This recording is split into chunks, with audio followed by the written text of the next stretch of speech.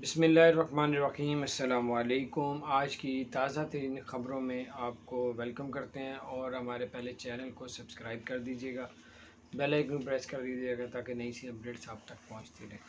आज की new update ये है कि अबू धाबी कुम ने बताया कि बहुत से लोगों ने ये बात वायरल कर दी थी, बात लोगों तक पहुंचा दी थी कि अबू धाबी में जो अंडर पास है उधर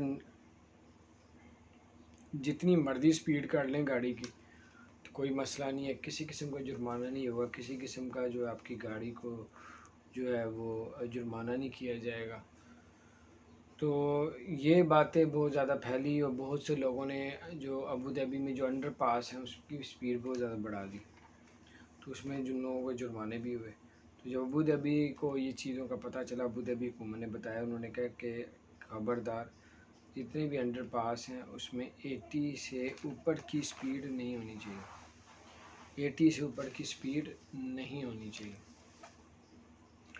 उसके अलावा आपको बताते चले कार की 80 से ऊपर स्पीड ना हो। और दुबई में जो है दुनिया का सबसे बड़ा स्विमिंग पूल जो है उसका स्विमिंग पूल का जो है वो इफ्तिताह कर दिया गया। ये दुनिया का सबसे बड़ा स्विमिंग पूल है जिसकी जो गहराई है बहुत ही ज़्यादा है और मुख्तलिफ़ किस्म का उसमें स्विमिंग पूल के अंदर जो है वो घर बनाए गए हैं।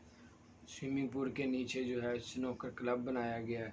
स्विमिंग पूल के नीचे एक खौफनाक जो है एरिया बनाया गया है कि तैरता तैरता बंदा वहाँ पे पहुँच जाएगा।